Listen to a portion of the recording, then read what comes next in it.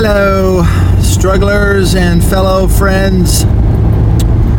I am wanting to talk to you about interviews. Interviews are coming and going and happening. And I did an interview with the former Bethelite, interview with a former ministerial servant. I just recorded an interview with a former elder. He's got a lot of stories to tell. I did an interview with a lady, Miss Nancy Sage, who wrote a book about going undercover and how she rescued her daughter from the JW cult. Very exciting book. I filmed these interviews. The last two, I haven't even done yet. They still need to be edited. But my point is that all of a sudden, all these interviews just seem to be kind of happening. I've got two local friends. Both are faders. They've been out for a couple of years, several years for one, and they want to be interviewed. And they don't care if anybody finds out or doesn't find out. It doesn't matter anymore. They just want to tell their story. And what people are finding is that it's cathartic, it's therapeutic, it's one more brick in the wall that shows that those of us that have escaped from Watchtower are not angry, twisted, slanderous, bitter, demonized people. No. We're regular people. We're healing. We're clearing out the cobwebs. We are freeing our minds. And that's a good thing. It's exciting. It's liberating. And there's hundreds of thousands of people that are watching JWStruggle. They're watching Evie. They're watching my friend Cedars. They're watching my friends Mike and Kim and Shyla. And they're enjoying themselves. They're watching Rogue Pixel and Daily Wally and Mark and Cora and all these great, beautiful people and their experiences and their stories. And more people are contacting me wanting to be interviewed. And I've got a lovely young lady recently that just contacted me. She messaged me and she said, I've been out of the witnesses for a little while. I'm still young, but I'd really like to tell my story. I love the interviews you've done already. And so she sent me, just kind of a summary of what she's been through and what she's seen. And again, it just blows my mind. It just blows my mind how sincere and honest and forthright these stories are. And I guess that's why Oprah and some of these talk show hosts have been doing it for years and years, because there's just an endless amount of fascinating stories to be heard.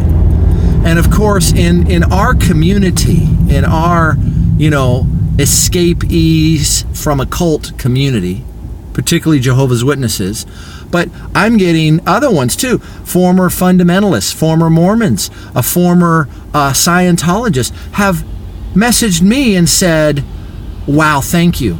You that interview you did helped me, or that video you did helped me. And I don't even know anything about the witnesses, but what you described was so similar to what happened to me. So it's happening, and it's building. And it makes me think about what a film director, a guy by the name of Steven Spielberg, kind of an unknown, you might have heard of him. A few years ago, after Steven did Schindler's List, he set up a foundation that was expressly designed so that videographers could go around the country and around the world interviewing Holocaust survivors. Holocaust survivors, so that they could document their stories. Just put a camera, put a microphone there and say, tell me, what did you see? What happened to you? And then the stories, the thousands of ones that have been documented, have poured forth. And it's really not that much difference. Now, yes, I'm not comparing former witnesses to Holocaust survivors, but the similarity is that we have escaped a oppressive regime. We have escaped a Nazi-like society filled with jackbooted policemen that want to know what movies you're watching, what videos you're watching, what TV shows, what songs, what books, on and on and on. So I'm at my destination. Sound will probably be better now. So here he took this idea, and here we're doing it too. We're continuing to document all the interviews, myriads and myriads of interviews. And I want to do more. And I'm getting people, like I said, that are contacting me saying, well, when are you going to do your next interview? And of course, whenever I interview somebody, it's usually on the phone, although I want to do some Skype interviews too. Eventually, I'm sure I'll start doing those too. But it's funny, invariably they'll say, as soon as we finish the interview, they'll say, oh, when's this going to be on your channel? And, I'd like to just say, oh, give me about an hour, But unfortunately, I just don't have the time. It takes me weeks to get these done because I have to edit the audio. I have to add in the titles, the graphics, encode it, upload it to YouTube. All these things go into it. But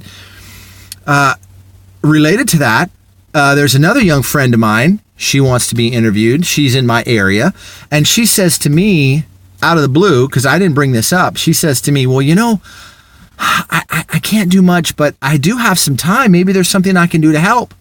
And I said, yeah, you could edit some of the audio for me. And she says, well, I don't know how to do that. I said, editing audio just means listening through, cut out any little flubs, glitches, fix it a little bit, and then I can drop it in, take some notes on the comments that are being made. It's like a simple version of transcription. Do those things for me, hand that file over to me, and I'll be able to crank these out a lot faster. So she was like, well, if you show me how, I'll do it.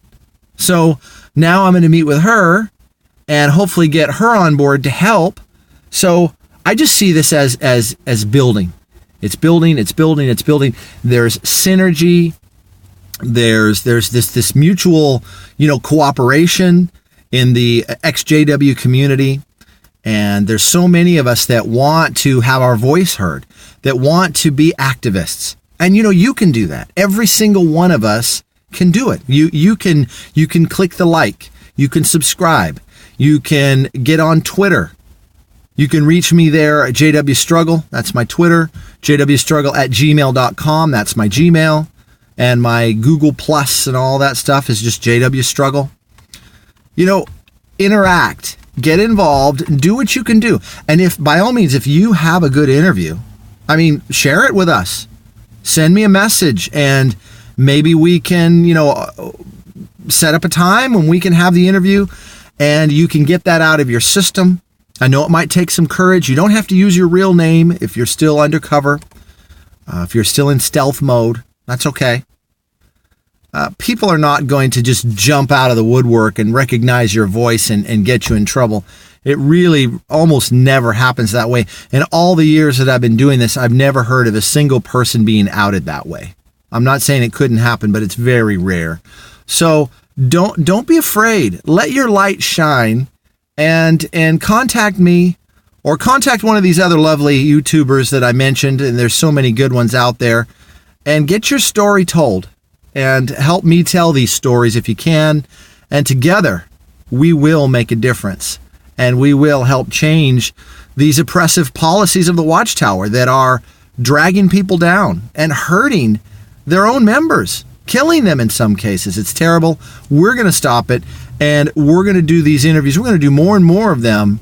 And that's one of the things that we can do to just get the word out. So appreciate you listening, and I'll talk to you next time.